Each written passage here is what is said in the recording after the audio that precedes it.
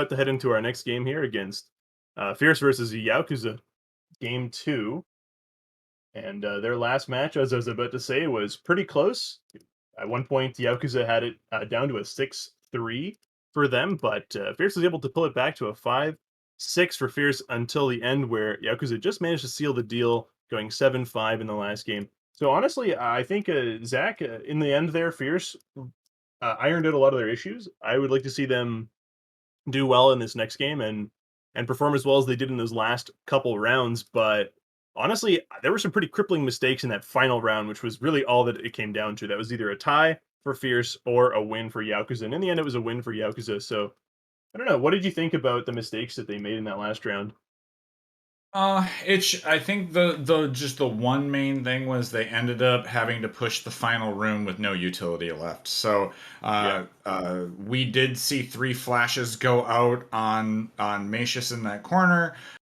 Nobody pushed him. He was full flashed for a good amount of time, and yeah, that utility that got used for that was never really taken advantage of. So yeah, I think just as long as they're a little bit more deliberate with their utility usage and then follow it up with their play. I think that is probably the one place where Fierce could make some improvements from analyzing what we had seen earlier. Yeah, we find ourselves in this lower bracket. This is a do or die game now for Fierce. They need to win this to take it to a game three. So, I mean, a tie could also do so, but I would you would rather be in that win than tie kind of area for Yeah. this game. Absolutely. What with the nature of how these halves work in due process, where you will play one team will play 6 attack rounds in a row, and others will play 6 defense rounds in a row. You don't want a game to be defined by the first team to get to 6 points, and that's exactly how it will work if Fierce does not win this next one coming up here. In that last round on Factory, I noticed Daxi was pushing servers out, and they had about 3 flashbangs coming into green. And it was a pretty brutal push for them because all those flashes came out and basically did nothing.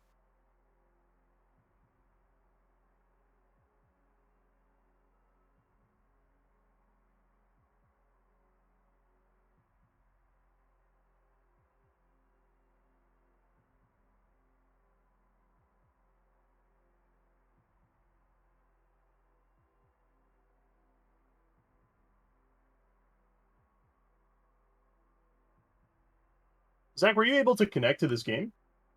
I am in the game now, right now. Yes, absolutely. Take it away. I'm gonna restart my game. Okay, absolutely. Sure. We find ourselves here on Gold Edge. Here it is going to be Yaokuza on attack as well as Fierce on defense here. It's looking like they're going to do some barbed wire placements here and observation. This is a very strong room on this map. There's a lot of callouts that have been given here, so you can see that both teams are kind of trying to plan around how they want to use this room. It's looking like Fierce is giving a lot of defense around this beach push. They are expecting that, it's looking like, from the attackers. Um, as we see them start to kind of line up here with Marbles, you see, is cleaning out some of the vision, and Feral as well, trying to clear out some of the vision here on this observation to try to make this room as useless as possible for attackers if they do gain control of it. Um, which is good. That means as a defender you don't have to worry about. Although it does mean if you want to control observation, which has this overlook on bomb, you're kind of gonna have a kind of shooting yourself in the foot here. But it is looking like Yaokuza is going to do the door charge into this observation, so that will be a strong play as they do line up off of this beach push. Vogel just waiting there. Oh, they dropped the clacker outside? Oh, it's going to be a wall charge play. So they drop out for the observation, so they're going to get this push in. Marbles gets the first little chip shots out, but doesn't find any purchase. Voxel getting ready. Throws the frag up, clears the barbed wire. They now have complete control over this base. As they begin to push in, Flogel flashes out, but there is nobody in. They've already backed up. Adaxi is starting to do some trading here with Voxel on that lower side. Flogel kicking the doors open. They're going to see if they need this wall charge coming in here. as they begin. I believe they are going to try to wall charge in for this power. This would probably will be a power play of some sorts. No NVGs Just were waiting for taken. I'm them. back in the game. I don't think it's going to Yes, be a okay. power take. It's going to be right Oh, into they're going down the to the ruin stack. ruins. Yeah, yeah. Take high ground from them right away. As they do begin to push in, Diagre starts laying out on and gets Fogel as he begins to push in. Double mollies as Voxel is taken off the back end by Feral. Once again with that long range weaponry. Harry Lobster tries pushing towards the bomb, but there is no place where you can hide. A flash goes out, but they're all playing this very anti-flash as Tiga Man walks out. Is trying to use the bomb as cover, but there's just a massive crossfire as Macius is the only one now working his way in. Fierce coming out real strong in the start of this game, and Macius, they hunt him down. Marble's trying to go for the pick, but you don't want to just rush at him one at a time. You guys gotta flank him. They now can see him here as Adaxi starts working his way in off of the base. He gets another charging Macius. Seems like a bad idea as they finally put him down to get the saber, but man, what a last stand with the hungry wolves that were coming at him in the 1v4. That was brutal. I don't like that wall charge at all. That was pretty silly. Yeah, I can see why you might think they might go for like a power wall charge or something, but at that point you may as well just go to the green door and pit. Yeah, because that ruins take with the wall charge just doesn't get you a whole lot. It gets you killed instantly from multiple angles is what that does, as we just And saw. that's how we saw that play out. Goodness gracious. Yeah, you need to have flashes out on Feral. You need to have the push through barbed wire at the same time so that Feral can't shoot you, and then you take the ground, and then from there maybe spill out into lower jungle. But I think at that point you just use it to protect bomb, and you get a guy on the bomb. It's pretty rough though. Factory now, Yeah, Operation what Frequent Hound. what a good defense from Fierce as well. Yeah, You know, so Yaokuza trying to throw a weird punch there, and we're easily able to stop whatever hinky plays that were coming out there from Yaokuza. But just nip that in the bud right off the start. So good opening for Fierce. That's just what they needed, and we'll see if they can continue that momentum into this next round. this map, it frustrates me a little bit, and you can actually see the frustration in the players' pucks right now. Someone on Fierce is having the same frustration I am, which is you see this red door, you want to put a barbed wire on it, you obviously can't put barbed wires on the red doors, and the range of an explosion is 3 squares, as Adaxi's explaining to his team right now, which means that this little gap right here, where the shipping container sticks out, where it doesn't fill the third square fully, means that if you put a barbed wire all the way out here, there's a little gap where the players can just shimmy through. So you have to put it exactly perfect in order to barb that. And because of that reason, it blows my mind. You can see the frustration in Fierce as they try and figure out how to barb that, and it actually still moving that barb around. That's so funny. Yeah, so silos. This is a new sub room that we're seeing inside of the factory tile set. In the last 2 weeks, we saw a bunch of these silo maps being tried out. I think silos are pretty cool. I've heard a lot of mixed opinions about them. I'm a fan of silos, I'm going to say it. I think not every map presents it very well, and I think if your first experience with a silo is on the map where it isn't quite perfect, that might change your expectations about the silos in other maps. But I think on the maps where it gives you some high ground, but there's a little bit of cover defenders can play, and it's a bit of a guessing game of who's behind what silo, it does create, for I think, a better scenario for the defenders. They can sneak around a little bit. Something to point out for this defense here is that Feral does have the Saber, and of course the Saber has one mag in it that's 7 rounds, and playing that from the truck to this red door is super, super powerful, of course. But, of course, Yakuza is going to go for a green push here into silos to take high ground. This high ground is very key because the bomb is facing this high ground, so super important to have silos control. Marbles as well is going to be positioned up at silos to defend that. Let's see how it plays out. Smoke goes out. Lobster also using that shotgun. It's all APs and Lobster with the shotgun on this factory. So could find himself in danger again, being the man with the short range gun in the long range map. As we see attackers come in. Oh, beautiful pick by Tigaman on Diagre as he was trying to run out through servers. Ends up getting him right in the back as a good molly comes out to block the push up onto those silos. Macius is waiting for his team to let him in. He's just kind of holding out there for somebody to give him a hand. Lobster now pushing back down and around to them. Tigaman now trying to, and Voxel trying to take control as Tigaman does need to get that door open for the rest of his team. Stars now taking a fight with Macius, but Macius winning out handedly there as Tiga Man hops off the silos into the lower area, down off a containment, working his way through the buildings. As Flogel's kind of just working off the back side of the server. Daxi is pinched right here. Oh, he gets Tiga Man, and he pushes in towards Flogel. Can Flogel get the kill? No. What is he doing? He has no ammo in his gun. Daxi's still winning out with the pistol. Oh, as How did he win that? His gun was empty. As Feral does get Lobster, that shotgun just is not helping out at all here. Macius working up through container, does pick off marbles. Can Feral pull this out as Macius is pushing him? Yes, he gets it. Wow, another round for Fierce. This is going crazy right now. What an absolute clown fest. Flogel in the chat saying, we don't talk about that, Adaxi. Well, I am! That was ridiculous. Both of those players. Flogel whipped everything on Adaxi. Adaxi had 3 shots in his tub for like a minute and never reloaded it. Took 3 and then thought he still had ammo. I am lost. What was that engagement just now? I cannot believe he got that pick. What a ridiculous round. I think that's called sheer panic, Revenant. Sheer panic. Completely ridiculous. Oh my goodness. Well, good for Fierce. He was up to, I don't know what to say. Daxi I won't dwell on changed it his name to Dio because he was dodging all of the bullets there.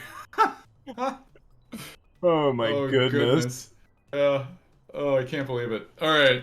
That brings us to one of these weird appendage maps. I have yet to see this one. It looks like a weird deformed dog. I'm not gonna lie, this lower half you have like the dog ears, right? Like right. with the...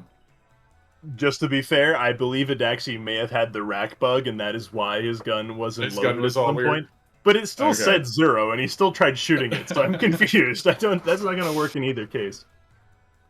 Oh my goodness. These silly breezeways are absolutely bizarre. This is one I haven't seen yet. This is a brand new map to me. It came out this week, I believe. This is Hickory Judgment. This is one of those maps where you do have a red door all the way over at lockers to gain yourself some breezeway control. The thing with this map, though, is that on this breezeway, not only does it not watch the bomb, it's in like a complete different universe than the bomb. This window doesn't actually let you really play that bomb 100% of the time, I don't think, because if you're long-arming it from the north end here, as the attackers are drawing a circle there, I doubt you'd actually be able to get killed from there. But you know what? You might. There might be a bit of an angle. I'm sure they tested it in QA, and it's probably viable to do that. I just think it's really risky. If you just put 2 guys on bomb and they both tap it, if the last guy or last couple of guys are playing lockers, you're going to be able to defuse that just by tapping it over and over from distance, and they're not going to be able to do anything about that if you have a guy on club watching the flank. So I don't really see that lockers as being highly valuable. You might see one guy play in there, but these types of maps are very experimental, and I really don't know how the different teams are reacting to them. Some of them are just saying, screw it, we're not going to play lockers, we're not interested in this little gimmick, we're done, we're going to play the rest of the map. Other teams are saying, yeah, it's good to have one guy there, maybe just to see what happens. And that's exactly what Fierce is doing here with Daya playing in lockers. No utility on Daya, though. He's just there to maybe make a trade or play late round party. I do want to point out that Fierce is placing little items around the map. They're hiding them like chipmunks, trying to figure out where all this is gonna go.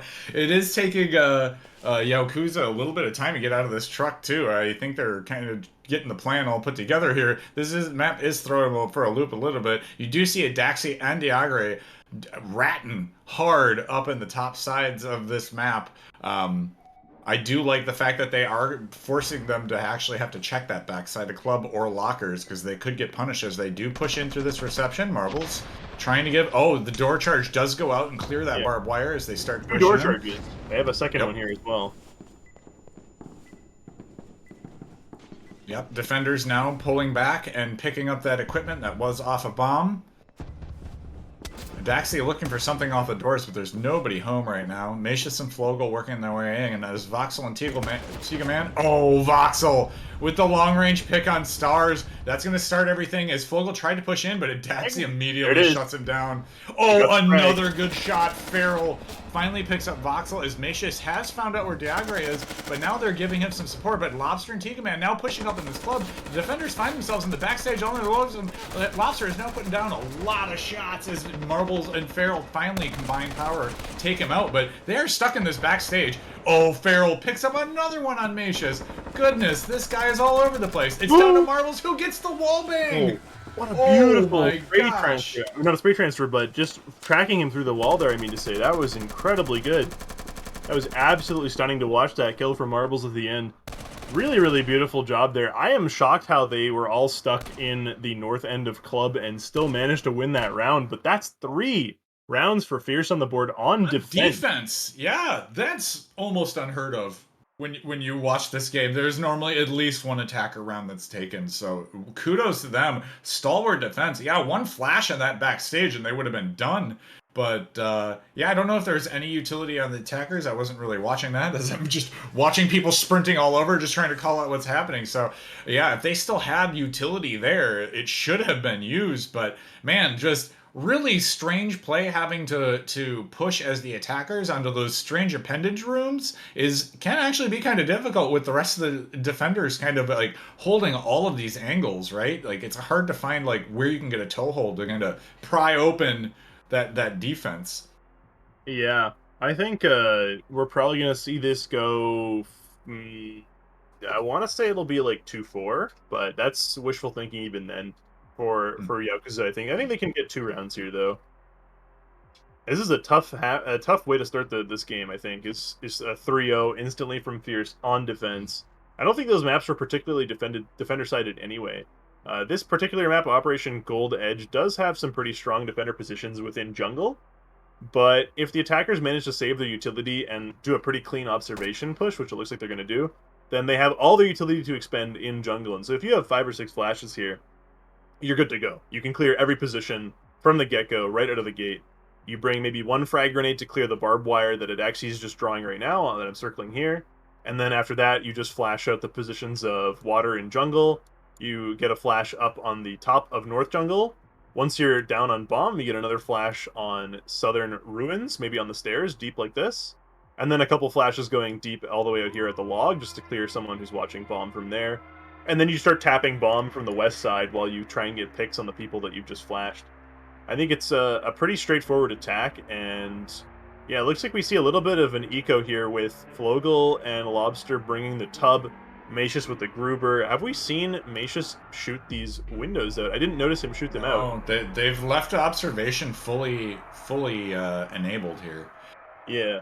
So that's an attacker-sided observation where both of these walls have the one-way looking at Macius. So he's just using it actually for intel on beach. I imagine the moment that they breach here on the red door, he's going to sprint back into sight. But now Voxel's here too with a Molotov. This could be really bad. Here. Oh boy. Pulling up here. Macius, He doesn't know that there's... Oof, this could be really brutal.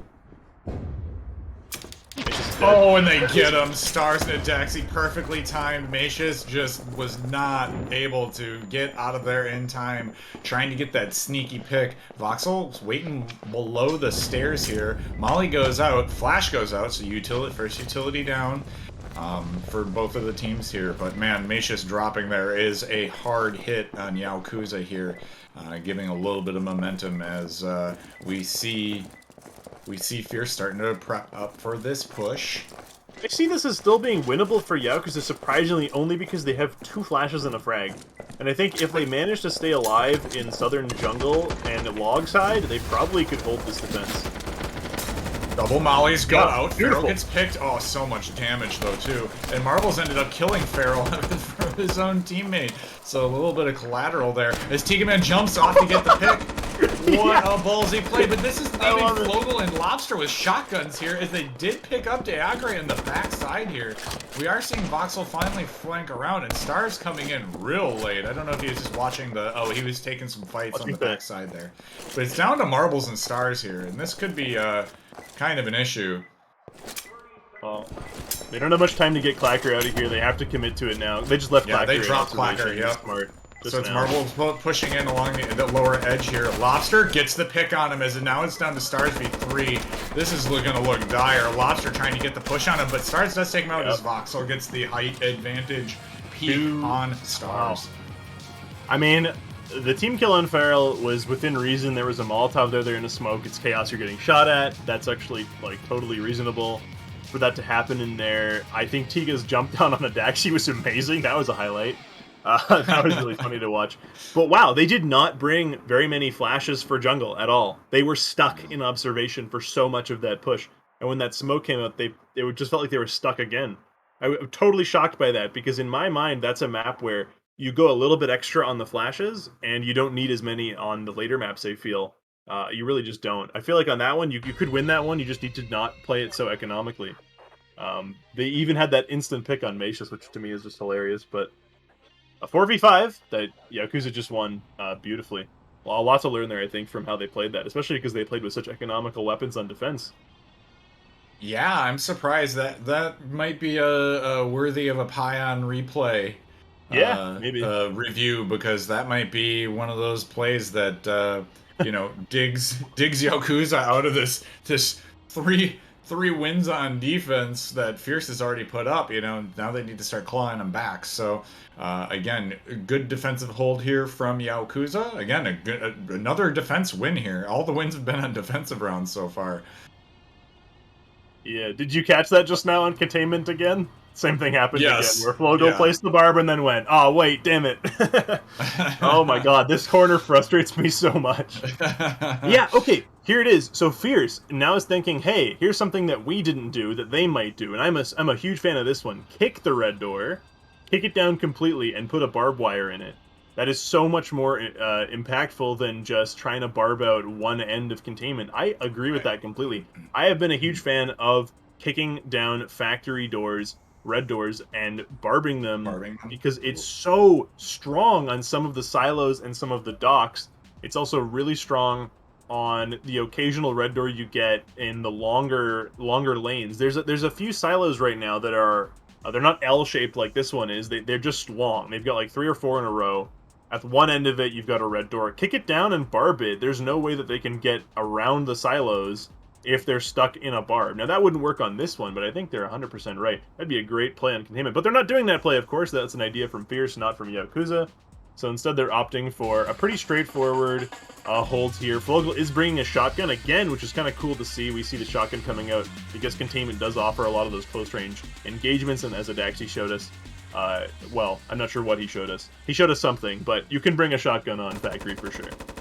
Macius patiently waiting here. It does look like they're going to go with this green door play. I think they're trying to feign that they're trying to do these upper this red door play, but Macius just waiting patiently here to get this pick. Like he is just wanton of somebody to walk into this line of fire as Adaxi, Farrell, and Diagre begin to start looking into this red door. Now it is not barbed, so they do have free entry here as they begin to push in. Oh, Macius takes the shot and does get the hit. Damage done already. Yeah, no damage from Macius there. He got hit instead. Oh no. Are you? Yep. Are you having the same issue? Oh yeah. Okay, then this might be the whole game. We are experiencing a slight lag detected here. Hopefully this will clear up. Seeing as okay. Box is working, I would say pause or yeah. Do we need to?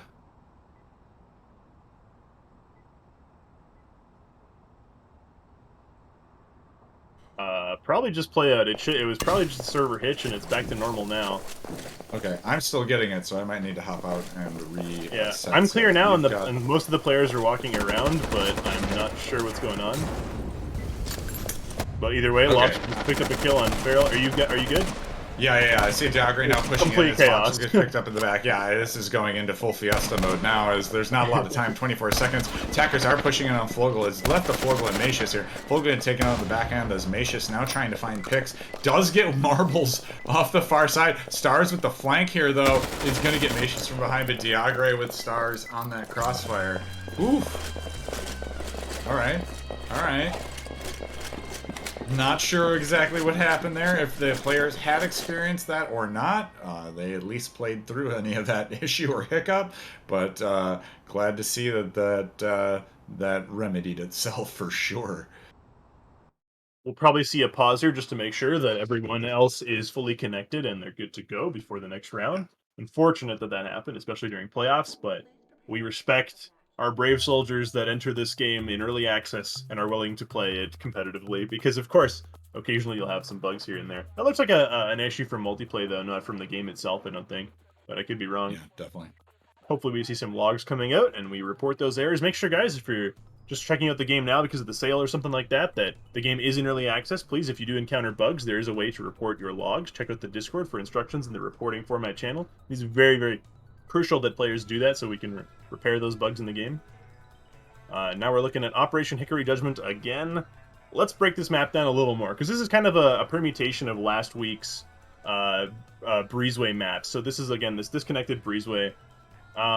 This reception is kind of interesting because you do have a lot more going on this south end away from Breezeway. On other Breezeway maps, there's a lot fewer rooms, I feel, on both ends. But on this one, you have a lot going on. And Fierce wanted to play that on defense. They played pretty heavily initially on Kitchen and Office, and then backed up into Club. I think if Yaokuza decides to play this aggressively the way that Fierce did, they'll probably stick those positions more. I'd like to see Office played more. I think Office is pretty key here. If you have a knack or something like that, and you can play inside Office, you can do a pretty good wallbang here towards Bomb. I think that's pretty good, as well as the wallbang that can support from inside north of Club. I think that's a key way to defend this instead of playing just to play from the stage, because the stage doesn't have very many sandbags on this map. Looks like the attackers want to go for a wall charge out of Office. I like that. I like that a lot, actually. Gets you into bar. Bar's good cover. All they got to do is send a guy in here to wallbang this position on the exclamation mark. Clear that bar completely so that whoever's in there is running. And then as he's running, as you expect him to run, you just wall charge this open. I would expect they need to also support that push with Kitchen, it looks like. Yeah, it looks like that's the case. If we look at utility, I can't quite look at their utility left, but it seems like Fierce has a lot of gear here to expend on this round because they took it pretty light on Dome, so they have a lot to spend. I think this will be 5-1 here for Fierce. I don't think they're gonna lose this round. Personally, I think they have a lot of utility to spend, and their plan is pretty straightforward. It's just seize control of Office and Kitchen, and then pincer the bomb from there. Yeah, I think that they also went pretty light on that factory because it was a green door entry, so that does give them a lot of utility to be able to expend here in this. It is looking like they're going to go with this heavy southern strategy. We were in a slight pause, but we are back out again, so we are seeing the attackers gear up now. So hopefully they've got their plan into action, and don't forget anything, because sometimes those pauses can kind of throw you for a loop. You've done all this planning and stuff, and then you might forget something, so we'll see if they're able to fully execute in on this. I do like a lot of this barb placement for defense, though, except for the one that they're putting on the backside of Club, only because this position here is kind of like, you need to be able to transfer back and forth through here, and if that gets put in right away, I'm a little bit worried that you would probably want to use it as a delayed barb, hopefully. It is looking like they are holding... I think they are holding... Nope, they did place it, so... And Macius is another barb as well. I would think that he gives that to Lobster. Oh, I apologize. Vogel going off for some early damage, it looks like. Instead, Vox takes all the damage here from the doorway.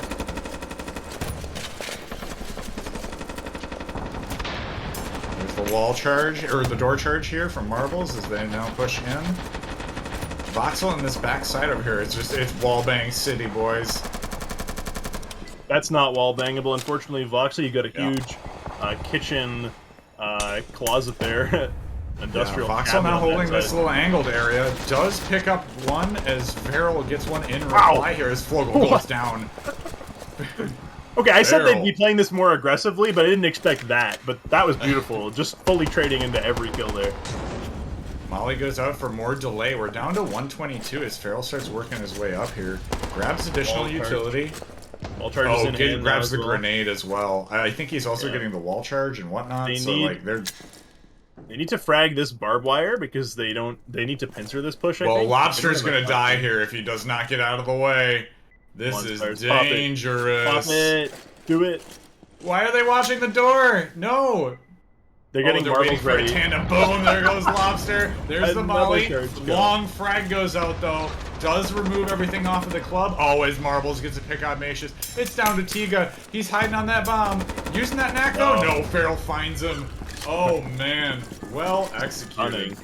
Stunning performance from Fierce in this game, too. Honestly, they're playing super well. What can I say? I mean, if you're crushing Yaokuza this hard, you're doing something right.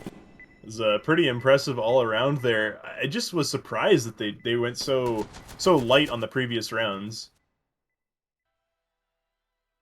No, yeah, they are playing this really, really well.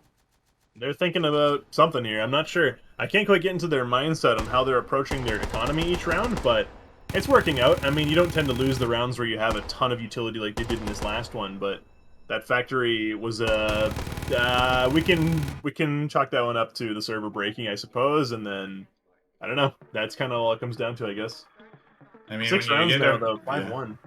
Yeah, no, really, really well done by Fierce so far. Again, I thought with those early two picks that happened on from Voxel,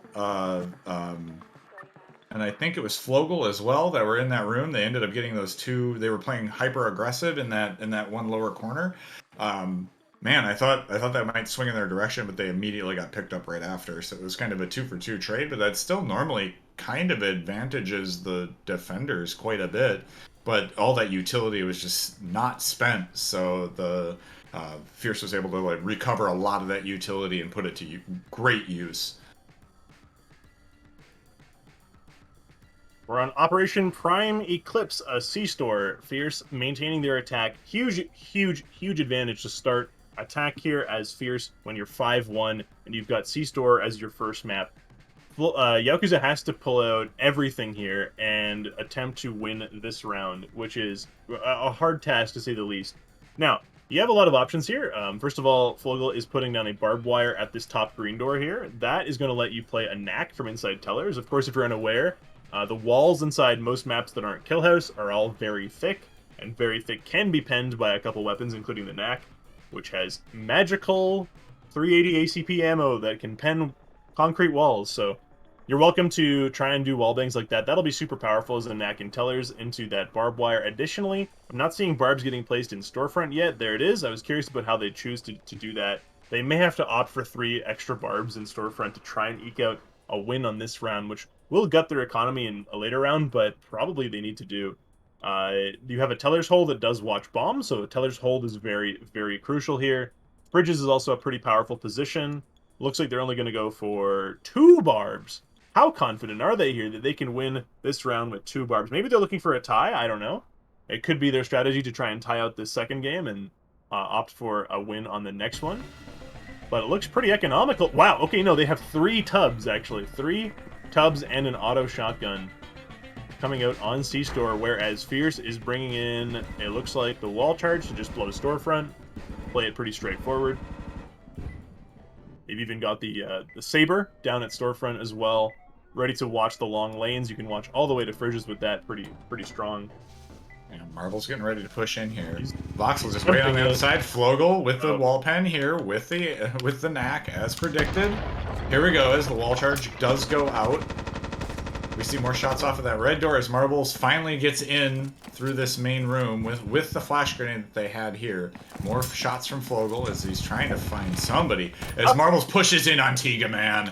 Oh man. He is down, and now that leaves us a disadvantage for Yaokuza. We'll see if they can pull it back here in this 4v5 as Marvel is now pushed. Oh, Stars with the pick off on Voxel, and Macius goes down. This is just crumbling away from Yakuza. Oh, goodness. Harry Lobster trying to come around with the flank, but he is picked out by... Stars has him locked. Does try to get the molly, but it is short. Flogel here just waiting. He does have a smoke grenade and a DL. Barrel's trapped. So, oh, but Flogel has got him, and his Lobster does come in and gets a Daxi as he's trying to wheel and deal, working back way into his tellers, just doing his best to survive. Man, he is trying to put him with... Oh, no, but he finally gets sniped from Stars through the teller hole. Oh, goodness. Wow, I honestly think if that smoke came out through Teller's hole, a reverse Teller nade onto bomb to smoke bomb, that maybe that would be enough. Even if it went right here onto storefront, that would let Lobster in a little bit deeper. I would have loved to see that. I fully expected it actually, but it didn't come out. Just a brutal round. I mean, 6-1 now. Now they're in the position where Yakuza has to tie this out. It's possible, but that's a long stretch. 5 rounds now. They have to score in a row.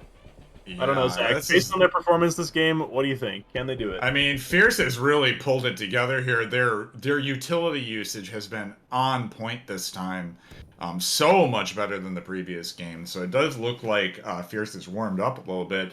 starting to kind of figure out how Yaokuza has been playing, right? So, man, just some really good picks there, really good angles taken, and I think what they're kind of figuring out is let Yakuza walk into our line of fire, because that's what it's feeling like, is that okay, so we start the play, Yakuza reacts to the play, and then we get picks. That's kind of what's been happening this whole time, is they're just letting Yakuza walk into them.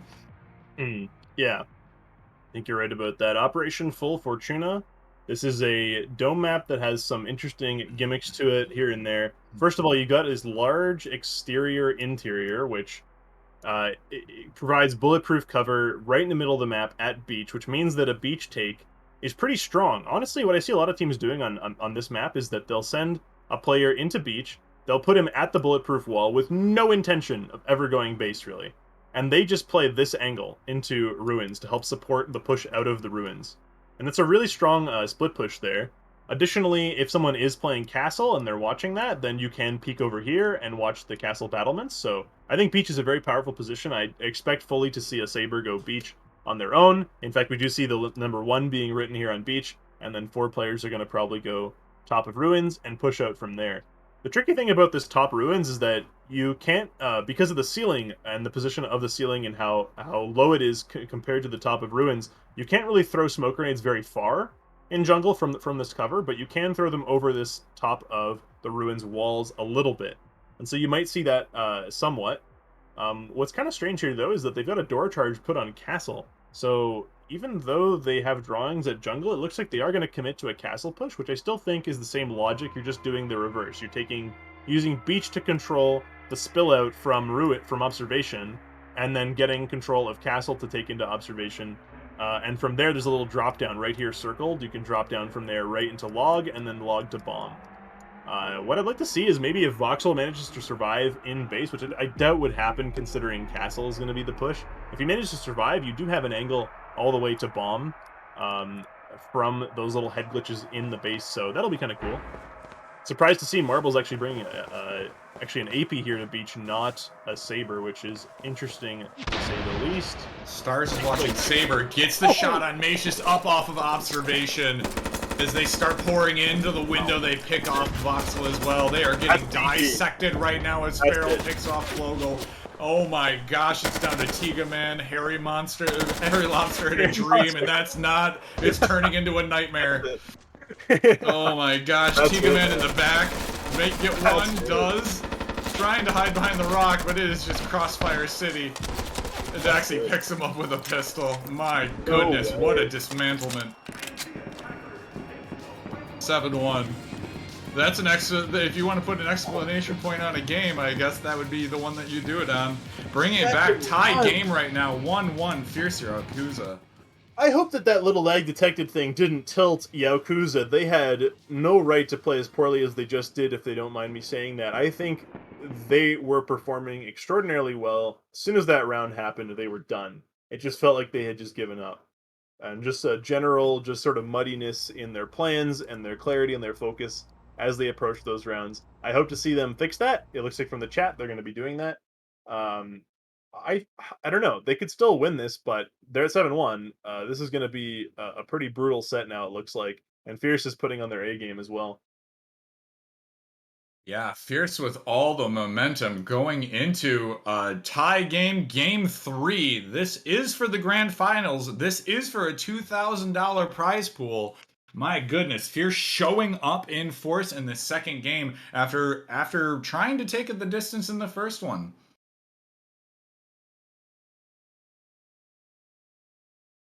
Just waiting for confirmation if there's going to be a short break here. I have no clue yet as teams just settle back into their lobbies momentarily. Man, this is not what I expected, Zach. I did not think they'd go 7-1 here. 7-1 was not the number that came to mind from either team, to be fair. I thought Fierce would put up a good fight, but Yakuza would take this 2-0, and that's not what happened at all. Quite the opposite. No. Yeah, I mean, it was one of those things. It seems like Fierce has kind of woken up. They've taken the wins in stride. Again, 3 really good defensive rounds. I just want to point out that, like, even before that weird lag detected round, I mean, Fierce put up 3 defender win rounds against Yaokuza, and Yaokuza's attacks have been on point. So, I mean, the choice of was their mentals boom before that round is kind of I would say it was already prior because they just got trounced on as Yeah. attackers into a defense, and yeah, you could say, oh, it was defender sided maps. Well, we saw them fierce do. I mean, we saw them take attacker maps as well, like attacks on those maps as well. So I mean, sure, you can say that there was that one strange round and that really sucks, and then you could put like a little asterisk there where it's like, okay, well, they would have gotten another win, but okay, so it's now 7-2, right? Like, I mean, it's still like Fierce was taking it to Yakuza this last round, and it's just really impressive form. Like, again, really, their utility usage went from being okay from Fierce at the start of these to being on point everything that they were throwing was so much better than last time. So, yeah, they didn't waste 1 ounce of thing. And even when their plans got a little bit slowed down, they still had the utility to follow it up and make the plays happen. So I think that's been really, really good to see from Fierce this time. And on Yakuza's side, they really now have to get into their own mental state, right? They were kind of relying on these crazy picks by like Lobster and Tiga and Macius, right? And then running around Lobster just going crazy with shotguns and stuff. And we saw that get just handedly shut down this time. So yeah, they're gonna have to figure out how to pick this Fierce team who is playing at a much better level this last game. We'll see how they kind of like rotate in on this next series. Well said, Zach. Let's throw the players a bone and give them a quick break here, and we'll be back momentarily. Thanks, guys.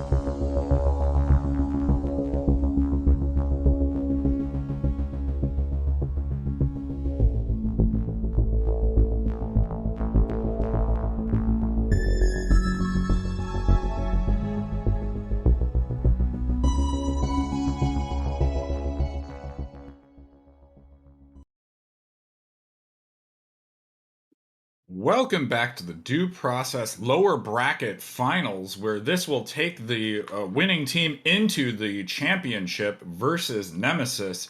We are now looking at a game 3 between Yaokuza and Fierce. Fierce commandingly bringing it back in a 7-1, now putting Yakuza on the spot for a reply. So we'll see what can happen here. Whoever wins this is going to the finals and has a shot at that $2,000 prize pool. That's absolutely right. I'm still shook by the last game. I don't know what to say about that last game. I need to sit down and look at those Yakuza rounds again and just look at what went wrong. So much went wrong for them, I feel, but also, like you said in the previous cast, for the last few rounds, I think you point out that not only did stuff go wrong for Yakuza, but a lot went right for Fierce. And I feel like we're watching a slow and steady growth in Fierce's gameplay over time. If we look at the previous scores in this season, we can see a steady improvement from Fierce against those other bigger, better teams, I feel. Yakuza and Nemesis, in my opinion, throughout this whole season have been the top teams to watch out for, of course. No doubt about Nemesis for sure, but Yakuza's scoring against them has been really solid. But then we saw a Fierce pull a bunch of rounds against Nemesis. We saw them play a very extended game against Rise, wherein they had some pretty solid games in there. I know they went back and forth, which is a little bit surprising. I feel like Fierce, they're just not consistent in their scoring. If you look at their Rise scores, they went 6-6, then they went 3-7, and then 7-1, and then 4-1 in overtime. So Fierce has it in them to absolutely crush opponents when it comes down to it, but they often have a rocky start and then they get there. I wonder if today is one of those games where they'll lose their first one, they'll win the second, and then they'll just crush it and keep winning the next few. I have no idea.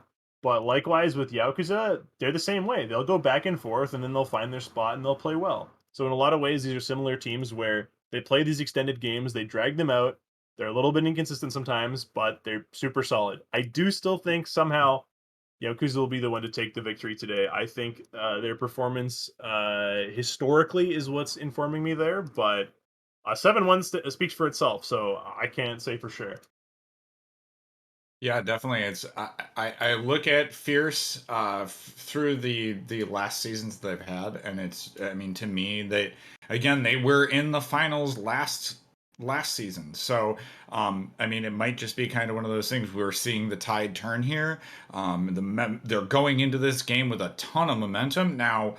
You know, does that cause them to make some errors, mental errors and mistakes here? This is going to be the real question coming into this next round, as we find ourselves on a factory map, wanting Starlight, waning Waning Starlight. Starlight, yeah. Yeah. This is a cool map, actually. It's very reminiscent of the maps of the factory maps that I remember playing back in the tail end of Alpha and the beginning of Beta, where you had these generators and things right up against the dock. You had a lot more close quarters fights. I really like this map. It's a simple, smaller factory. You can still pull out long-range weapons. They're still highly valuable here, but there's a little bit more variance in play. And honestly, I'm not sure what the meta is for these smaller factories yet, because we haven't seen a lot of them. These are kind of new factories, a very experimental tile set right now.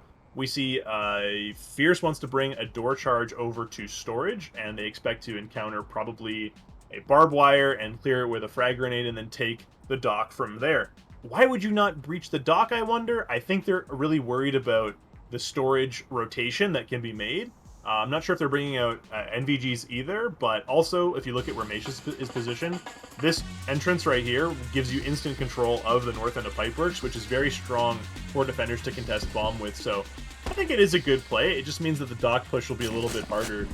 There isn't a truck to hide in here, though, and they've got Tigaman has barbed himself off from pushing out dock. So. NVGs on them as well, so this will be a lights out play as they do begin to push in towards this dangerous point with Voxel and Feral is going to be the opening flashpoint, and Feral takes the immediate butt and takes Macius as well. Feral already putting in work for Team Fierce as a Daxian Star is now pushing in off of that red door.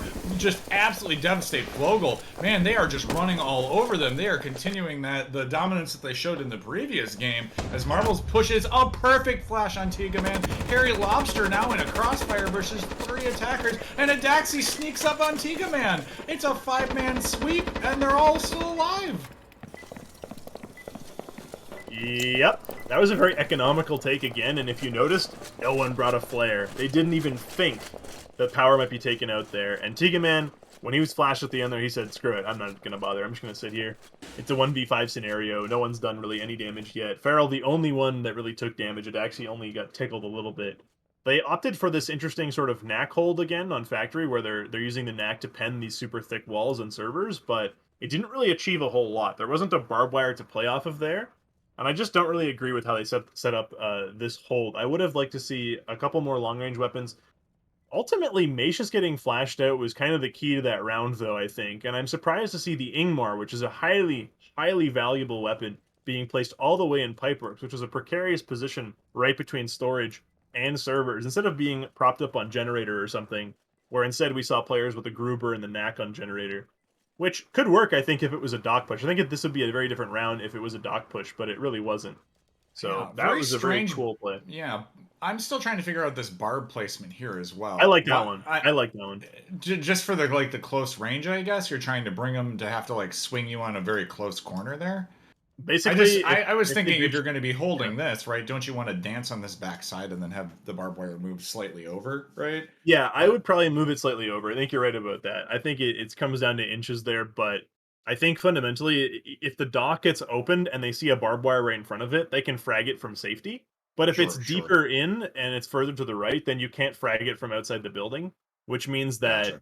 you have to walk all the way and commit to the push. Then you see the barbed wire. Then you have to back up, and as you back up, you're in full line of sight from generators, which also has a barb that supports a hold from that angle, and you can play it from the generator stairs.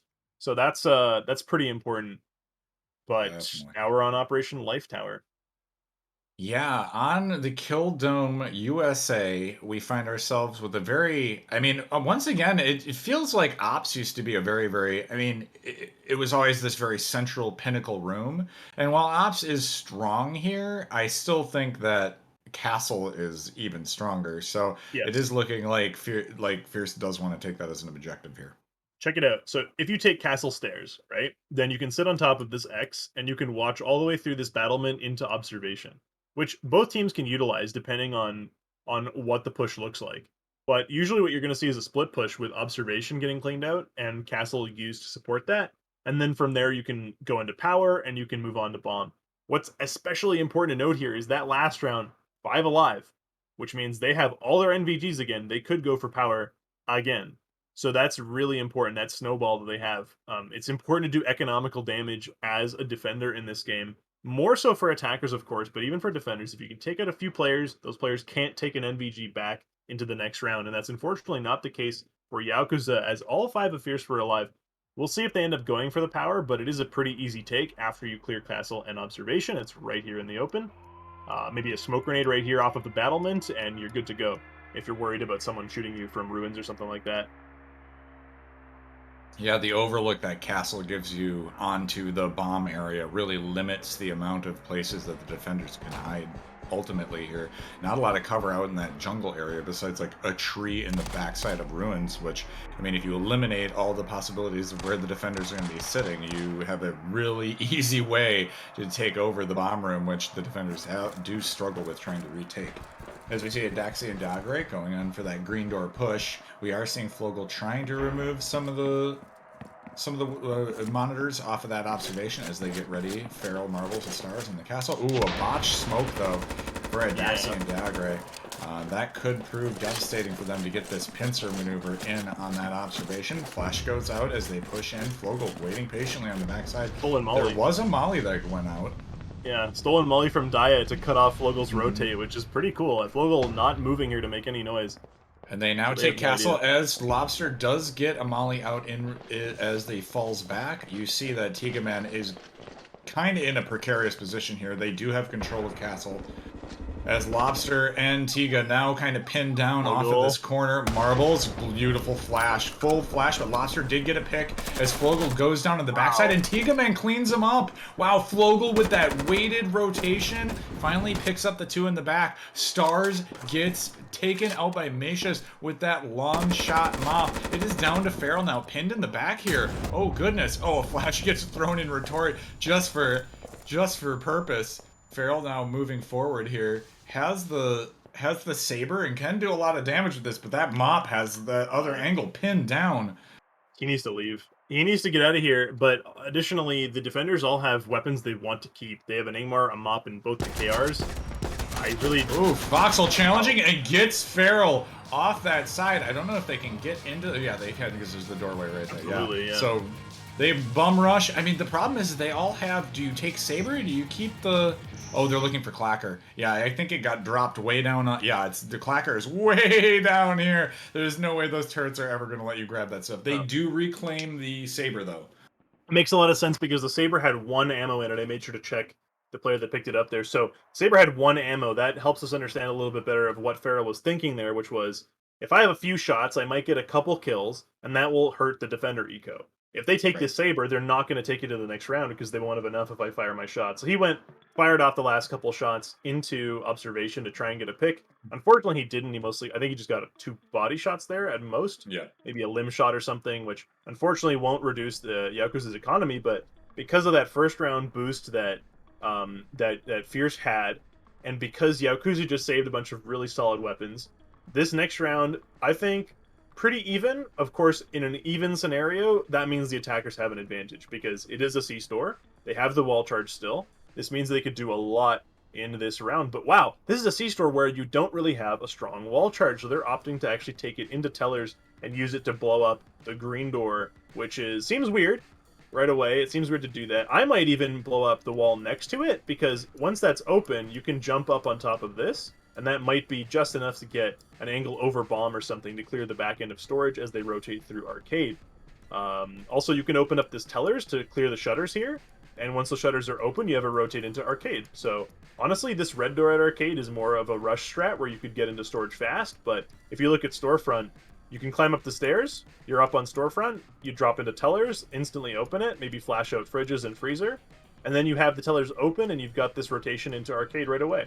So although that is a little bit messy and you do have a lot of stuff behind you, you could have a flanker in office or something, that is a way to pincer this bomb pretty easily. But I think the best route on this map would be the one that Fierce is opting for here, this direct route through tellers, which means they really need a strong bathroom hold where it can react to tellers, and probably a good arcade rotation once those shutters are open, if they plan on opening them. And it looks like they want to, but honestly, it'll come down to how well Yakuza can rat this one, I think. The better that they can hide in bathroom and in arcade, maybe even voxel office. Looks like we won't see that, maybe? I'm not sure. Maybe he's the one playing tellers, actually, with double molly. That would make sense. Macia's with the mop, actually. Check it out. He's got 7 bullets in that mop. He's expecting the red door at arcade. He's expecting that rush, but that's not what's going to happen here.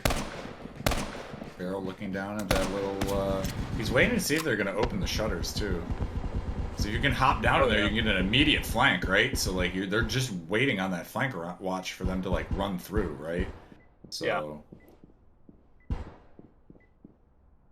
Fierce just getting ready to do the drop on storefront. Marble's working his way back around. I think he might have fallen off the side. Did he jump off the roof? I don't know. It seems like it. Alright. He's important here because he's got the shot with the DL-12. We see Daxi and Farrell starting to move their way in on these fridges. Bathroom completely abandoned. The defenders literally in the last 2 rooms of this. As Tiga Man gets dropped by stars with that Ingmar through the teller hole, got caught peeking. As Daxi and Farrell now try to clean up that bathroom. Doing their maidly duties as they start pushing in through this shed and teller area. Farrell now pushing in. Macia's just waiting for this pick. Going to be Macia's watching for that Feral push. He's got a molly in hand, actually, Macia's. He doesn't have the mop in hand right now. He's waiting to blow this, but if he gets too close, this wall charge could kill him. He's got 1 square to sit in. That's a 3 square distance here that he needs to back off of. Just patiently waiting here for it. There it is. And there's the molly, though. Good molly, as Feral did push in. Another good molly into the barbed wire, but Feral's still just pushing through it as Flogel finally picks him up in the backside, and Macius takes out a Daxi with another close-range mop shot. My goodness, but attackers now have control of the bomb room. Rag goes out, and now they have bomb control. Oh, another great molly. Beautiful. Will delay. Somebody does need to rotate around the backside of this teller, though, and it looks like it's going to be Lobster. Yep. Lobster pushing it like the smart man he is, now pulling in towards that. Did get razzed, though, on the storefront, and Stars cleans him up easy. Oh, it's down to Macius with his mop, and Marbles takes him out, but Flogel and retort. Gets one. Can Fogel do it? No. Stars No. with 1 health left on the bar. Holy My cow. goodness. The 7 round HP. goes to Fierce, but man, that was closer than it should have been. Absolutely crazy. But this is what I like to see. Another close round. It's 2-1 for attackers. That's totally fine for Yaokuza. This is in a good position for both teams that they're in. A 2-1 is very, very reasonable with a C-store in play. That was a beautiful round, honestly. I'm a little salty about that UAV on Lobster. I would have loved to see that flank come out. Surprising to see that he didn't take out the LS to use on Teller's hole, which would have given him a direct line of sight through the doorway. But I think the doorway might have actually been... No, it was blown open by the wall charge, so he had total line of sight there. I was surprised to see him try and go for the barbed wire. The moment that UAV lased him, that was instant information for Fierce to watch it. Marbles made the call, I think, and he instantly spun around and he watched that doorway. And Stars took him out, I believe. That was pretty rough. They needed that flank, but I just don't think it came out the way they wanted it. Yeah, that could have been absolutely devastating if it would have come to fruition too. I think that was the right call. Lobster perfectly. We were literally like calling out like get the flank, right? And he was just like I'm on my way. So perfectly well played. I think that was the right call. Yeah, we saw that come up for just a moment. Yeah. We'll see if this is gonna be the play because they didn't use the wall charge there. They did use a door, I think, didn't they? There's no reason that you would wall charge Doc when you can door charge Doc. right next to a door. Yeah, for sure. Yeah, I mean, but the wall charge, it's not going to get value on storefront. I could not see a place where it would really be that useful. No, not on We're that probably going to previous see it on round 2. I don't really recall exactly where. I can't quite think of where they'd want to use it, but we'll likely see wall charge on round 2. And thinking about how Flogel would probably play the next one, how Yakuza would play the next one, I think they're going to be doing the door charge on arcade on C's door and trying to rush to bomb, probably. I wouldn't doubt a split. Maybe 3 arcade, 2 storefront, and you push out tellers and arcade, and I think that's going to be their push. They're opting for something simple here, just a straightforward Doc push. Adaxi, I don't think he's overthinking it, but look at how much they're hard calling the storage push. In their mind, they're thinking storage is the way to go, and I'm thinking it's Yakuza. They're going to take generators, take high ground, take it as fast as they can, right? I'm a little bit worried about this defense as well. Yeah. Maybe it'll be a reactive barb from Adaxi. Maybe he's going to hold his barb. No, I spoke too soon. Listen. If they can manage to get a pick off of servers, this could be in their favor because of course they're going to send someone through servers. Looks like it's going to be Voxel, maybe alone, and Farrell could easily win this. He's got the barb. He has a knack. He has what he needs to fight Voxel here, but it could be anyone's game at Green Door. Everyone else walking. Is this Momentum? Team Momentum is back in action. Oh my gosh. They're walking the whole way. That's a name I haven't heard in a long time. Well, I wouldn't be surprised. Do you think they're going to go with Daxi's sitting right next to these lights. Do you think they're going to turn the lights out when it first goes when they go in? Because they are not using MDGs or anything. Yeah, it might happen. They have one flare on Jenner, and one on Doc.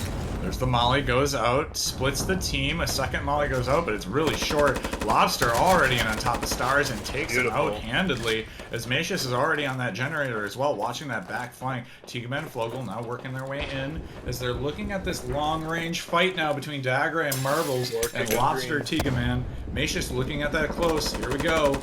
As you see Voxel pick up one on Farrell, and a second Marbles gets picked out here as Macius works his way. But Diagre might with the surprise. No, Macius drops him right there. And a Daxi Flogel watching 5-man wipe on this attack. Yeah, again.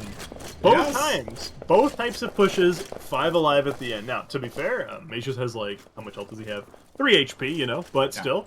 Nevertheless, 5 people are still alive. They didn't even opt for a Saber here or anything. They went for a fast generator take, which I think is ideal on this map. I do think the generator's take is the way to go here. Flank watch is pretty easy. You can flash out almost everything here on dock and storage and just take gens while the people in storage are concussed. That was beautifully done from them, and they end up taking an auto shotgun. I wish Vogel would swap to the auto so I could see how much ammo's left in it, but I imagine it's quite a bit. I would also say you get the high ground in taking this generator, and these little walls that are that run along that generator are a lot thicker than they look in terms of just their. You have not only cover visually, but you also have cover from weaponry as well. So I'm surprised that, again, I felt like that defense while they're trying to hold the power take. but you just kind of left the exposed underbelly was the Yeah, exact play that Yaokuza called. So really good call from them, and really, like you said, a 5 alive play, yeah. perfectly well done. I think I have an idea. I'm going to call it now. They're going to go green door 5-man push. They're going to wall charge out of observation, drop onto power, and take it just like this. Just pop in, take power, and maybe try and position someone with like a saber here to fight Ooh. castle or something like that. Yeah, Because I mean, this you green could door take the also, obs yeah, is pretty good. you could even try to do some sort of crazy push, like push in on this, right? Like You could go off of the pit as here. well. You Yeah. could go onto bomb, which isn't really very Nope. good. You just be in the There's middle your of call. everyone. I think that's a little bit Yeah. far, though. That's No, kind of that was. strange to put it I right get it. next to I the get it. door. No, you see Okay. the angle that they're drawing is they want to take the saber and fight through the battlements all the Oh, way to ruins. jeez. All right. Yeah. I think that's going to be cool. I'll throw it over. Maybe Prod can go check it out and see if that angle's Yeah. viable in the fly cam, but I think it is. I'm checking it right now. It absolutely is. It's a Okay. beautiful angle there. You have full Macius control. is going to be the man with that shot, so might be worth watching that. He was drawing out that line. Yeah. You can even play that angle from the green door here. You don't even need to blow something. So if they blow this one, it'll Oh, probably be played from like right back here, which might oh, actually work against them. I'll be willing to say that if they have a rat in castle who manages to get up on the stairs, they could probably fight that person who's sitting back here with the saber.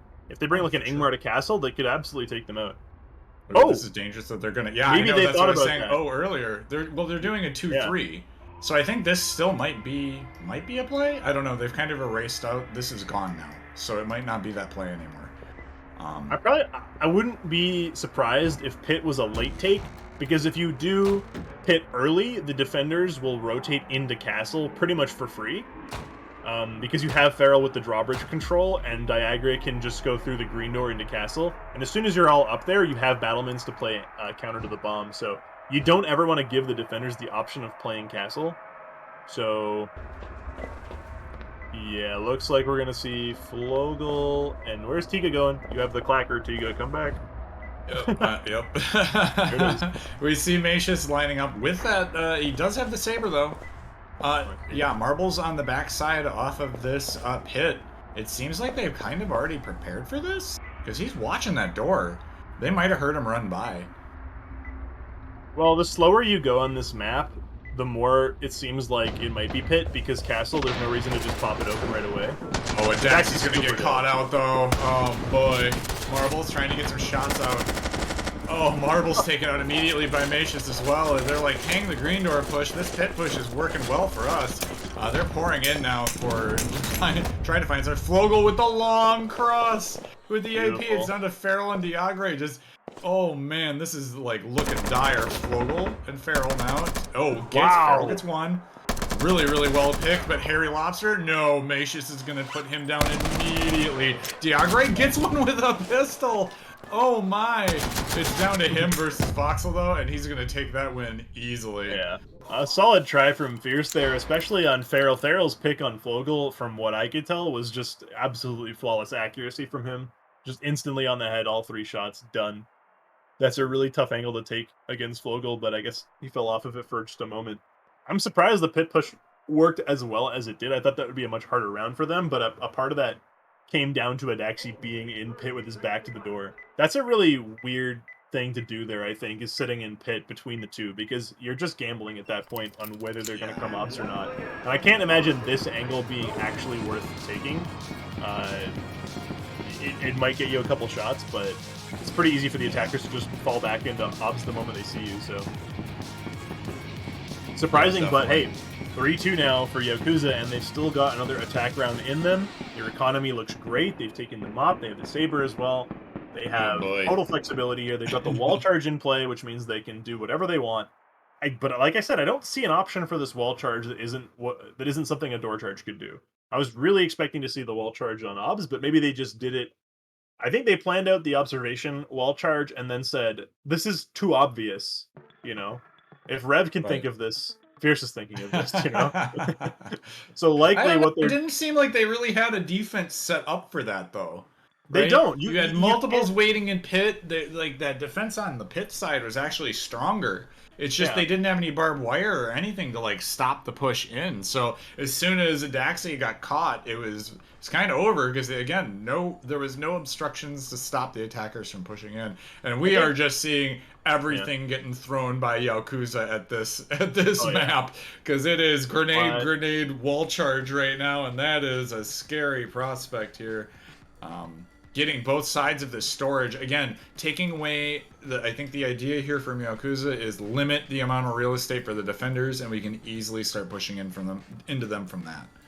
right.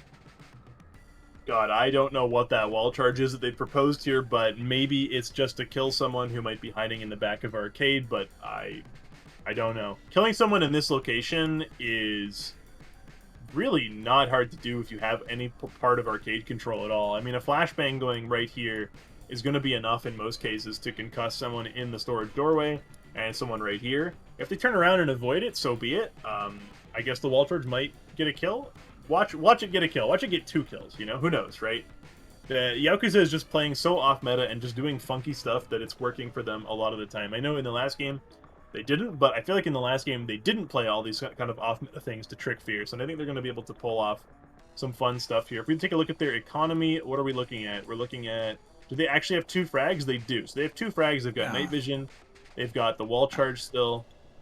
Well, the wall charge has now been moved over to this side of bomb. Okay. So because That's to kill I the... think I they get it.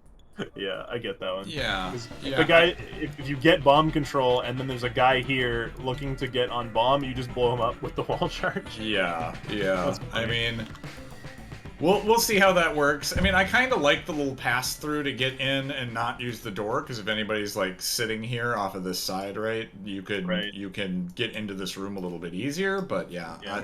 we'll see what ends up happening with this wall charge. Let's see how funky this is. Voxel with the double frags. Yeah. Goodness Double gracious. frag. You got a mop with like 6 shots. You got an auto shotgun with 17 shots. It's attack on C-store. They have double frag. There's no way they lose this round. There is absolutely no way they lose this round. I just can't see it happening. All right, attackers in on the drop. Lobster pushes up towards this teller, gets that open. Voxel's still just chilling out. Feral drops the molly.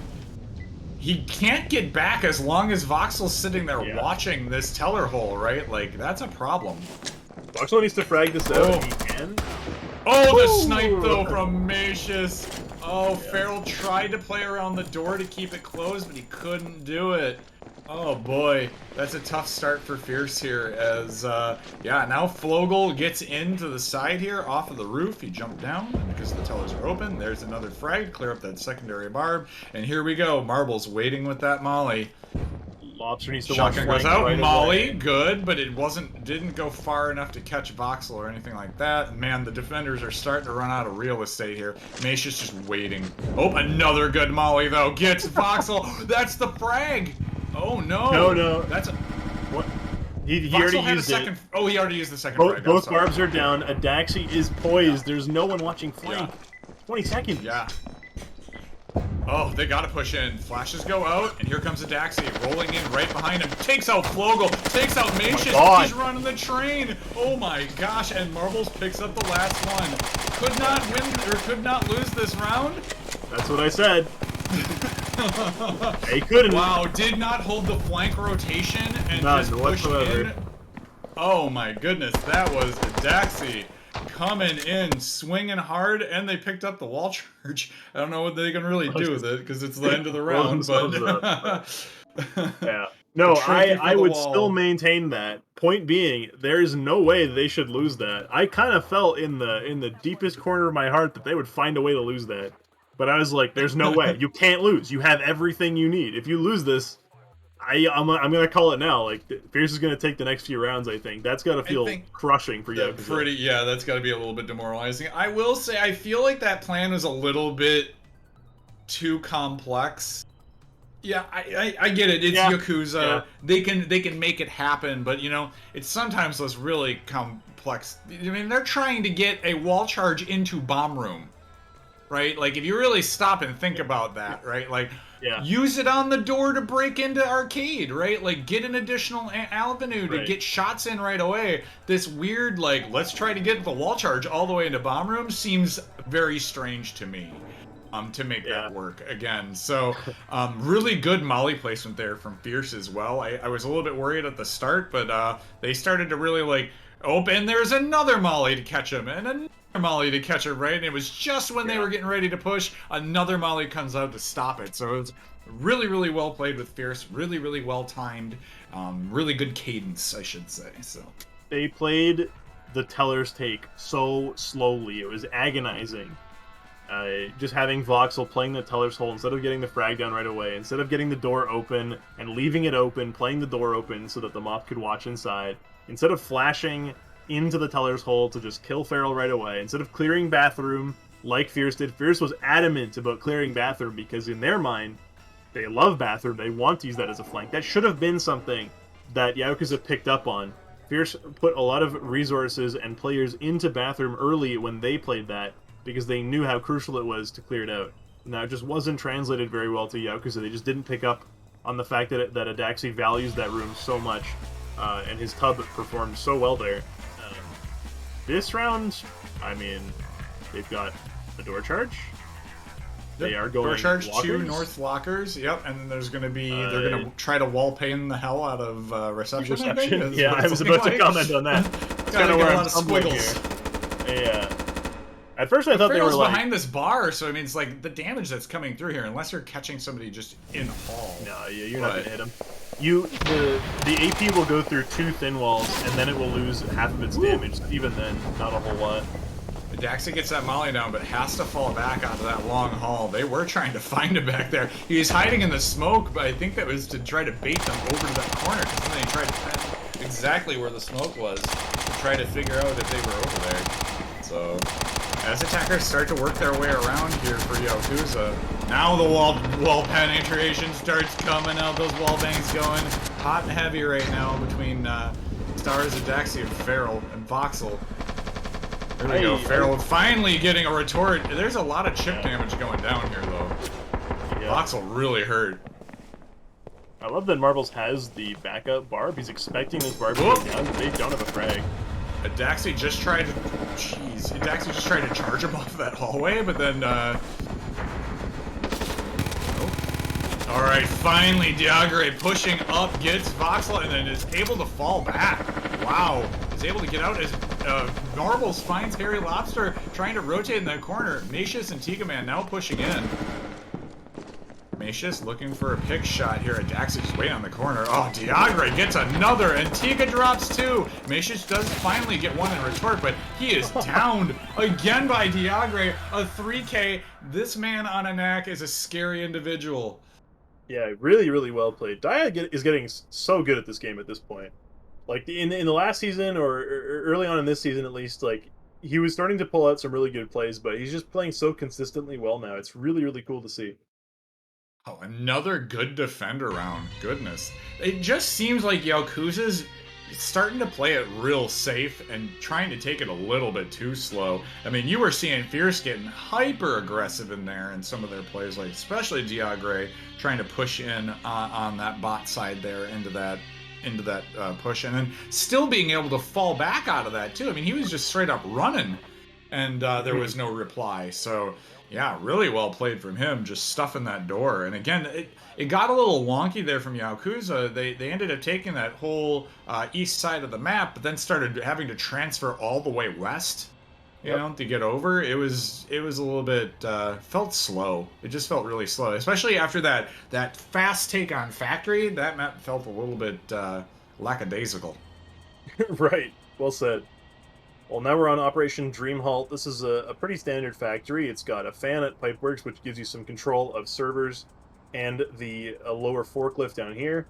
This fan is often tempting to get the power with, but generally I see most players opening up the office because this office is pretty much a freebie. Once you use a door charge on this door and you've split it from the green door, you have total control of the high ground. That's kind of balanced out by the fact that this office doesn't look at a whole lot, but it does get you immediately onto the bomb, which is really important. Additionally, this dock is extremely powerful. You've got a lot of cover on it. It's really important that attackers are able to get utility out onto the dock from wherever is safe. But this dock has conveyors, it's got boxes, and it's got 4 trucks, all of which have cover in them. And all of these on the right side are able to cover bomb pretty well. So that's a strong thing to look out for here. And I think every team's going to approach that dock differently and how they deal with the late round. I'd like to see Fierce probably play servers a little bit and control this pathway between storage and servers. And it looks like they might. Additionally, it would be neat to see a pick happen in office. I know Daya's going to play up there. You can play out on this little corner right here, this little cubby, and watch into the red door. I don't know if that'll happen this round. Maybe not. Maybe he's just going to molly off the door. Additionally, finally, Farrell is going to be playing inside storage, which I think is cool because Stars has the Ingmar behind him. So if they don't go fan, Stars can rotate over and play this crossfire as they're pushing Farrell. Let's see how it unfolds. Yeah, this is, we are looking at 4-3 right now, so can Yaokuza tie it up this round? We are looking them starting to push in. Man, they are really scared to just pick this window, too. Macius now starting to come in, yeah. makes the swing, but yeah, really dangerous, but clearing out that room. Yep, Voxel just waiting. Flogel on this backside, just waiting to get some sort of smoke grenade, I think, off of this backside. Because they're worried about the snipe here. Gagre, here we go. Office breach goes in, Molly goes out, flash goes out, but it's delayed. So that was a flash use. A second flash thrown out from Voxel here as he pushes in. Vogel now with a smoke on the corner there. Daxi has this wall pen right here, though.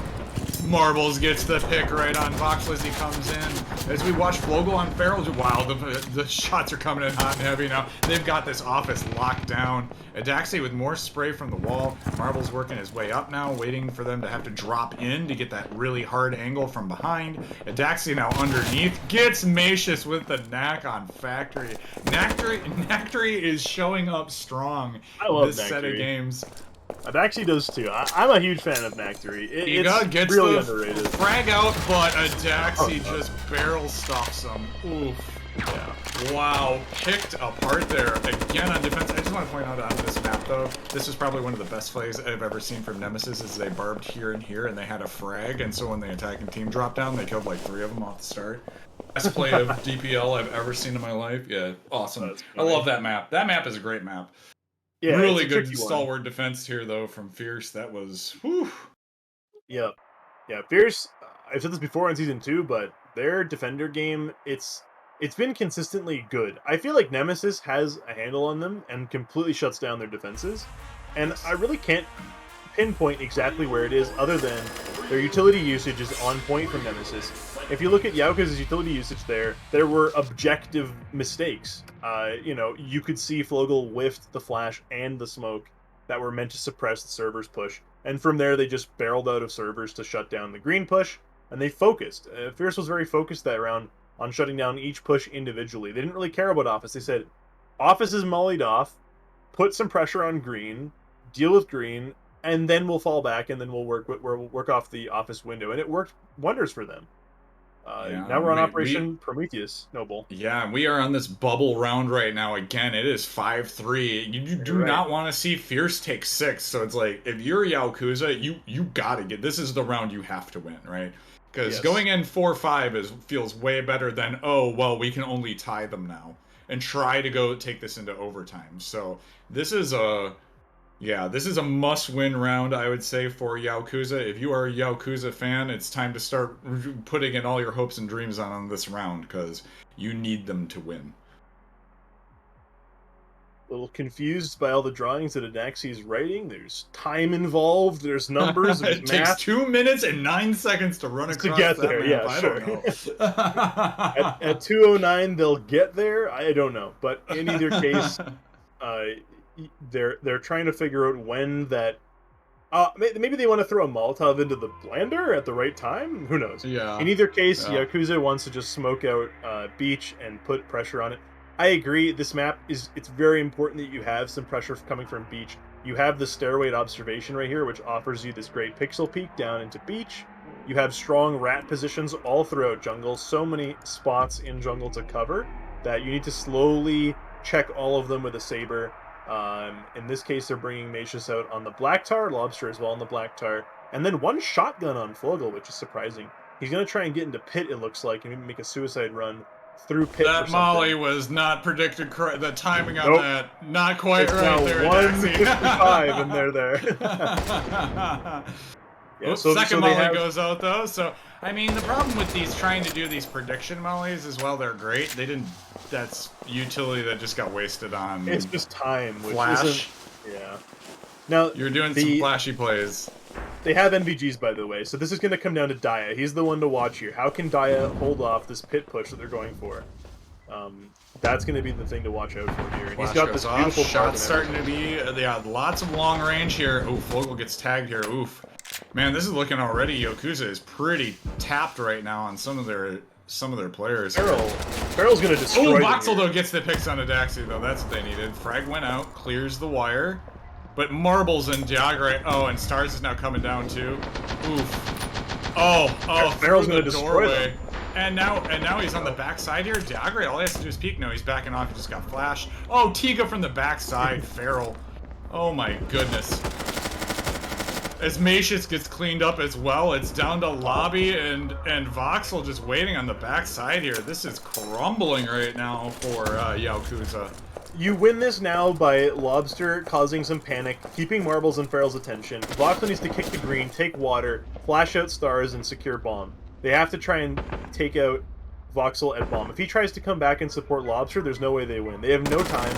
Oh, he does get Diagre. Okay, that's good. Maybe they can go for this power play now. That could give them the advantage they need here.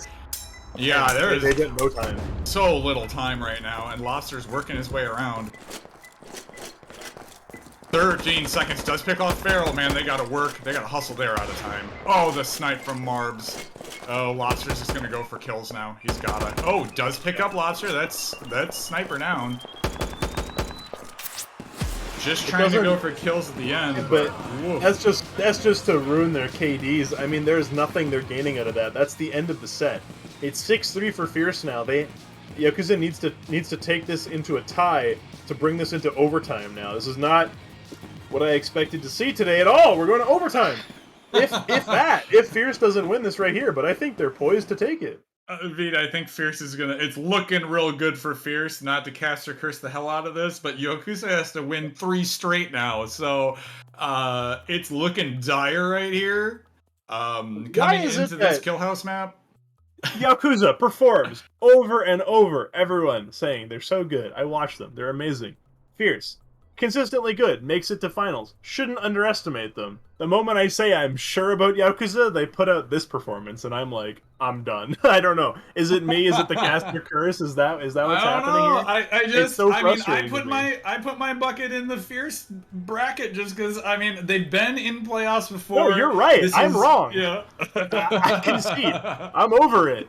You were right from the beginning. I have nothing else to say about that. I mean, I saw on paper, I felt like you were completely right, though. So I'm like, you even had me kind of second guessing by my thought there, right? Because, like, yeah, I mean, we saw Yakuza come out and it was like a really close game, but man, that second game from Fierce was just kind of like, I could see how you could feel a little shook on the decisions there, right? Like 7-1 was not the, like you said, the expectation in the second game, and here we are. We could go 7-3. I mean, that's a resounding statement game coming in versus a team that, if you were giving edge to Yakuza, I mean, that's a big statement saying like 7-1, 7-3, right? Like that's saying Fierce is here to play. So, you know, I hope Nemesis is taking some notes off of this because, yeah, Fierce next tomorrow is coming to play. I think it's like rock, paper, scissors, right? I think Nemesis beats Fierce every time. Nemesis struggles against Yakuza. That's the tricky part, right? It's a cyclical kind of thing where Yakuza will go toe-to-toe with Nemesis. Nemesis will win in the end, but they're pretty good. If they make enough improvements, they could beat them. But Fierce? I don't know. I think Fierce gets totally shut down. I've seen their defenses get just absolutely crumpled by Nemesis pushes, and their utility usage is good enough that it shuts down every one of these little rat spots that it actually plays, and all the sort of positions that they like to play. And they know how to identify Farrell's position. They know how to shut down those key positions. But anyway, Operation Ajax Pasture, we're looking at a solid defense here. I think from what we learned from Oh, wow. Macius, it takes out a Daxi right off the start. That's what Yaokuza needs on this defense. Last thing I'll They say is have that to hold. this is a defender map. I think I'm gonna call it here. I think they're solid now. Like the way that Fierce played on this map tells me that if Yakuza can even just mimic that a little bit, they'll be totally fine here, and that's a beautiful way to start a round. Yeah, we're looking with a free green door push here. Lobster having to hightail it the heck out of there. Oh, he might get caught here as he's like running back and forth in this barbed wire. That is dangerous. Oh, nice chip damage coming in here from Flogel as he cuts across that wall. Diagre trying to find some retort, but nothing there. Now, Doing. you see the plan here, right? They've left a wall charge in Clacker outside of the red door that Marbles is now about to pick up. Yep. And he's going to put that down on backstage. And Oh this is boy, going to be pretty Voxel's going to surprising. find himself in a whole lot of worry here. Yeah. Marbles is probably waiting for Voxel to shoot north-south so that he can probably get the kill on him. Detonate him. Yeah. Voxel's smart here, though. There it is. Beautiful Voxel. He knows. Oh, but he's flashed out and is going to get taken out immediately as Diagre and Star is now pouring in. This frag is going to do so much damage. The frag goes out, but they've all evacuated that area. Is Flogel now on the stage? Wow. Oh my gosh, they immediately take down in tandem. Macius and Lobster drop Diagre and Feral right at the end there. A much needed hold here from Yaokuza. Yeah, I'm not terribly surprised that they would win on defense here. Even by way of how Fierce played that map. That map seems pretty brutal. They did bring out the wall charge, so that's gone. That's a wall charge down. And I think that wall charge play was really good, though. I just think that the way that they played off of bar there was really expertly done. They had such good anti-flash and just generally solid positioning throughout all of the bomb site. I don't know. I wasn't really watching too hard on how the attackers were approaching the south door. I was kind of fixated on how Marbles and Voxel were playing it out there. I don't know if you caught any of that, but I imagine that's a pretty good round to analyze as well. That map seems like it's a really cool one to look at all. Yeah, they pushed in on that south area, but I think they got swamped in the barbed wire. Is what ended up happening. Well, with no way to Marbles clear had a it, frag, but he took it into backstage and used it for kills, which didn't work out. Yep. I think it's a solid case where they should have probably brought that back, given it to a teammate before he got the wall charge so they can use it to clear out bar. That frag is pretty crucial for bar. Yeah, and I do want to also state that Yaokuza did recover the clacker here, and if you have a limited amount of entry points now using door charges, it makes it a lot easier to predict where that's going to be coming from. So you could have somebody just chilling in office with the clacker, or you could decide, hey, they might come in through fan. But I mean, you can now kind of dedicate a player to just sit and clack. I would sit down here actually, right below office. It's super safe, and just clack it away, leave the clacker at conveyors, and hop over to dock or something. That'd be pretty safe to do it. Yeah, they're super safe to do that here. I don't know who has it if they have it yet, but it looks like it might be a fan push. Does Fierce just want to close it out here? What's the deal? They're going double, it looks like. They figured, hey, we lost the clacker last round, so we might as well use everything and force ourselves into green push. What would be the worst case scenario? We go into overtime now, right? Because they would force a green door push at the last round then, which would be for the tie? That seems, even for Fierce, that seems like a weird kind of meta play here. They might be doing it, but that's just, to me, is a little bit sketchy. You can win this factory without the need for any sort of, like, crazy double charge stuff, but it looks like we're going to see it. I don't know. And I think this, if you pour it in off of Pipeworks, I mean, there is not a lot of defense here. As an attacker, you can take some good pick positions here, right? Like, they don't have servers barbed for whatever reason, which means they really don't expect this Pipeworks. They're not even having someone hold it, whereas the forklift is an amazing peek onto this. This is a fan where you can only access it from the north end, so they have no idea. Macius needs to get out of here, get a good angle. Tiga Man needs to get a molly up there. Molly's not wonky molly, not really great, but Tiga Man just falling back now, not taking that. And it's a Daxi of Marbles that's no sniper or anything, so it's all APs here that they're going with. And I don't know. But doesn't hit Voxel, I don't know why they would shoot over here. That tells them, yeah, Fogel got the memo. He says, wait, they're blowing office. Why would they be over there? Yeah. Yeah. That's pretty peculiar. I don't understand why. I think they're waiting to just swarm. They want to get the office, and they're all going to go in simultaneously. There's the smoke goes out. Marbles pushes in, Flash, Tiga Man engages, takes out Marbles, continues Wow. the fight. Oh, they're looking for the crossfire on Tiga Man though. Stars picks him off in the back, but Higher Lobster comes in and cleans him up. So that side is now gone. Defenders can now just focus everybody on this right side of the map. Feral is rotating. He's running for his life, but we're down to a minute, so they're gonna have to start doing work real quick here. At this point, I agree. Macius and Voxel, just play in the truck. Get the Polish guys in the trucks, play together, play a strong duo. How many Flogel and bullocks Lobster. does it take to sit in a truck? There's a joke in there somewhere, but yeah, no, these guys play a strong duo. Workshop it. Yeah, but for real, Feral like they play the strong duo. I think this is all they need now is that controlled dock. Feral moving in, flashes. Lobster could get caught here. It does. Flogel, though, picks up Diagra in the backside as Macius. Stars is working around. He's working towards this truck here. Oh, he gets taken out by Macius. Easy peasy. It is down to Feral, which Flogel has eyes on, but Feral does take him out. But Feral really low health here as he has to work in towards this dynamic duo on the backside of Bomb. Kind of a crappy molly, but oh, Macius has the line of sight. You have to cross it into this no man's land with so little time left. It forced Feral's hand here. We might be seeing a overtime game. We are seeing the comeback right now. I would have taken. No, I would have taken a 7-5. Like if Fierce kept their door charge, right? If they just played like a green push or something, or left a clacker outside, left a guy on it. They could have done it. They could have gone for 7-5. Why did they want to? I don't understand. Now it's a green push. So now it's a green push. There's this tiny. It is dome. It is dome. Yeah. So you do get free beach. Maybe they wanted to go beach anyway. I mean, to be honest, Yaokuza went green here, but the fact that you can guarantee that everyone is coming beach is critical because it means you can set up float so hard. This snipe angle is so scary to me off of this freaking observation. For sure. Oh, he might actually play upper jungle, actually, and you put like an Ingmar here or a Legros. It would work just the same. I wouldn't be surprised if they mix it up a little bit, but dude, you can sit at this red door on the north side, like where Feral is, and absolutely. just full confidence there.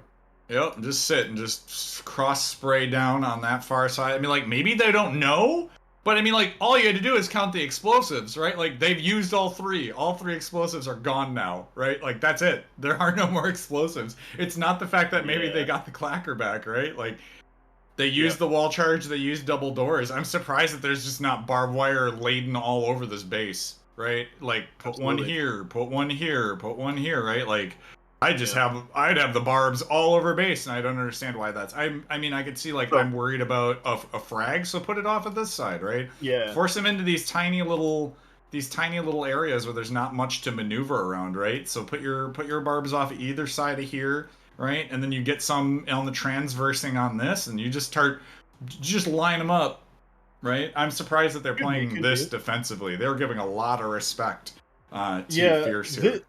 The barb that Lobster has down here is the one that has me the most curious, because I think it'll actually come in clutch here, as Adaxi's going to see it, but what you can do, I believe, is you can stand on top of this bunker and just jump over and then walk around it. And that might still give him enough time in the open that Macius might be able to pick him off. But if you look at what Fierce wants to pull off here, is they want to go for pit, and I think the defense is set up in a way where they could easily win. Fierce, I mean, could win off of a pit push here. I just don't think that Yaokuza has everything they need to defend that. But I do really like that Tiga Man is playing as an anchor with a Legros and a Molotov for bombs, so that if they do make it all the way through jungle, he can play down there, and he can easily rotate if the call for pit is made. Definitely. I think, again, I feel like this Yaokuza defense, we'll see how it plays out, but it feels a little light. It's going to come down to if Marbles and Macius can take each other out here. That's going to be a huge part. Wow. Snipe goes out, does get the hit. Working through that, and the molly goes out, and Adaxi is instantly down by Tiga. What a good molly. Beautiful Molotov. Alright, they have full observation control. Tons of intel coming out now from Flogel. He's making all the calls as IGL, just calling out everyone's position. Yep, we see Fierce trying to work up through this base, but they're kind of stuck now. That push into pit was just all but stopped. Lobster waiting. He's the only man, though. I feel like if he's using that knack, which is cool, but, like, yeah, I mean, you're kind of you're kind of in trouble now. They did get power. Power is out now, which do not see many. There is one flare out in the middle for defenders, but nothing more than that. Oh, the frag from Feral destroys Macius. That is the sniper down. Huge. That could be the piece that they need for Fierce to actually come in on this. They are taking it slow and steady. Feral now moving up through the jungle while Marbles is kind of flanking down, helping with this observation push. Flash goes out. Lobster is up against the wall. Oh my gosh, Fogel working his way out. He's out. Tiga Man just watching that backside, but his team is starting to come apart here. Feral unloads into Flogel, but the visibility from the grass and the light was just too much. He's got no Feral HP to pushing fight up onto Voxel and takes him out. That was double mollies. Oh no, it's down to Tiga, and he has 4 attackers. This could be the win for Fierce, as Tiga has to pick this corner, and that's it. The game 7-5. 7-1, 7-5. Man, what a comeback from Fierce in those last 2 games, really showing how to play in the DPL. I guess so. Wow. I mean, I am happy to be wrong about that. The more competition, the better. I am very happy to see how competitive Fierce has gotten. I am blown away, though, by that performance. That's a lot to take out Yaokuza so cleanly and not even take it to overtime. That's really amazing. That second set, 7-1, is just, I mean, that's gonna sit in the minds of Yaokuza for the next little while to come, as they are now knocked out, and Fierce will be the ones to take on Nemesis tomorrow at 1 p.m. EST, guys, in the grand finals. Nemesis has yet to be knocked out at all. Double elimination. Nemesis has 2 lives, and Fierce has but 1. Pretty rough. Man, playing for high stakes this time too. That's a $2,000 prize pool on the line. So, yeah, we hope that you join us here on the DPL broadcast tomorrow. Again, you said at 1 o'clock? That's right, 1 p.m. EST is when the match will be streamed between Nemesis and Fierce for the grand finals of DPL Season 3. Oh man, we hope to see you there tomorrow. Thanks so much for watching. This is the DPL. Take care, everyone.